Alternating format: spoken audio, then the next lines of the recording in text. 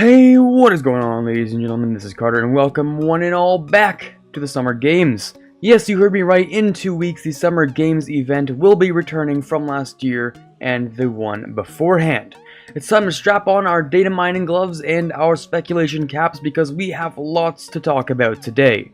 The Summer Games is one of the biggest fan favorite events, and for good reason too. I mean, just take a look at that soldier skin. No one could have asked for better. And I mean, Daddy Jeff, we've been waiting very patiently for a while now, so I need to ask, where are the bikini skins? We got a very sexy looking McCree skin, and although the Côte d'Azur skin filled the needs of sweaty fanboys around the world, I'm sure they're never completely satisfied. That aside, let's get into what is called an actually structured video, whatever that means. So, as always, let's start with the start and the end dates. Now, to really delve into this, let's clear up some of the rumors. First of all, clearly we will not be having the event start at the same time as Hammond's release. It really just doesn't make sense to release so much content at one time. So July 24th will definitely not be the release date no matter what kind of hype videos you've been watching, it's just not happening. The Summer Games have always started in August, and that's where we can now turn our attention to. So last year, if you've been here since ancient times, you might remember me getting completely played by Daddy Jeff himself, who released the games about a week after I predicted they would. So this time, let's try and not make that mistake. Last year, the game started on the 8th of August, obviously a Tuesday as per usual patch time. So this year, the only real option would have to be the 7th of August. Now, if it starts on the 31st of July this year, I'll eat my own sock, but hopefully that doesn't come to fruition, and here's why not.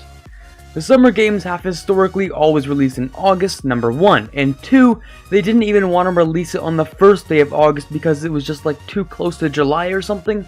I don't really know, the inner workings of the round table of Jeffs isn't always clear, but for now we can conclude that probably, most likely, maybe, perhaps, the event will kick off on the 7th of August, and that's an official Quarbit guarantee, not valid or recognized in any country. And now that's out of the way, let's see if we can find something a little bit more interesting to talk about. Now, it's been 2 entire years of the Summer Games. Are they running out of new things to add? Well, obviously not. They made a competitive Lucio Ball, which, whether we asked for it or not, we have to admit was pretty cool. And although it was probably the least accurate representation of someone's actual skill in the game, we can probably assume that we're coming back with Season 2 of competitive Lucio Ball. Whether you're Bronze or Grandmaster in regular Overwatch, you can get the chance to see your rank ridiculously out of proportion once more.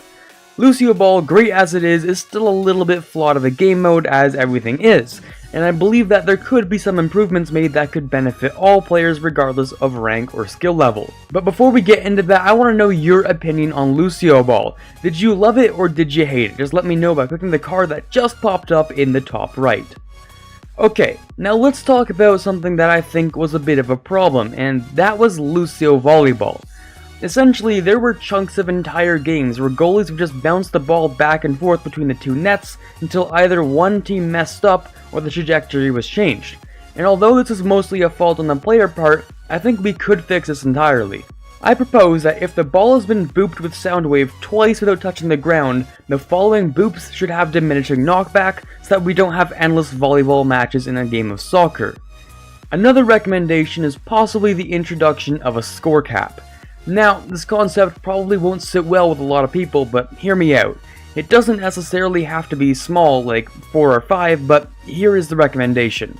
Now, I think that if one team has 4 more goals than the other team, and there's only less than half of the match time left, then the match should be ended early with a victory for the higher score team. We could also play around with the number and such, like having 2 or less minutes left or having 5 more points. It really depends on a lot, but I think it'll save a lot of time for the players and free up the queues a little bit more, and let the losing team keep at least a little bit of dignity, if not very much. Well then, how about the map department? Well, here we are then, with the FIFA World Cup just finished and France taking home the cup. Personally, I think this will have a lot of weight in determining where a new map will be set. Obviously, it cannot be set in France. No matter how quick the development team is, we can't expect them to pull a Simpsons and predict the winners so far enough in advance to design a whole map around it. Instead, the best possible choice would be in Russia, the country who actually held the tournament. But then it comes down to where should it be held? Well, there are a couple of options, and excuse me if I'm not pronouncing these correctly, but there's the Luzhniki Stadium in Moscow, and there's the Ekaterinburg Arena. Personally, I think these are the two most likely ones to be turned into maps, as they're considered to be some of the best looking stadiums in the country. And obviously, Luzhniki is in the capital of the country itself. Sydney Harbour actually isn't the capital of Australia though, but it is the biggest city of the country. And Rio de Janeiro is the biggest city of Brazil, but not the capital Brasilia. Neither are the capital, and I assume that Ekaterinburg could be what we're looking at in terms of having an arena and being a fairly large city. But in the department of having large cities that aren't Moscow, there's also St. Petersburg, so it is a bit of a toss-up. In any case, I think a Russian stadium would be fairly interesting to see, especially with a futuristic look. Now, Lucio Ball is good and all, and I'd love to see a new map for it, but with the introduction of competitive Lucio Ball last year, what could we get this year to keep it fresh and exciting? Well, that comes with the introduction of a new game mode, of course. So what I've been dreaming up is sort of a race game between characters. I think it'd be really cool if we could have different kinds of races for different speedy characters that require going from one point to another in a map. So for instance, 4 to 6 Tracers racing to get to the end of King's Row, or a whole bunch of Reinhardts racing to get around Eichenwald. I think this concept would be pretty cool and pretty simple to incorporate too. Just choose which hero you want to race with, and it'll find you the right map and other racers on the same hero. The only problem would be splitting the queues and longer wait times, in which we could just make it so that you don't get to choose the hero you're playing, but just randomly select whatever needs filling. I think there are some interesting things you could do with this, such as boost pads or items, sort of like a Mario Kart kind of game mode. I really think the possibilities are quite endless. And finally, to wrap up today's video, we're going to take a look at the skins department for this year. Well, what does this look like?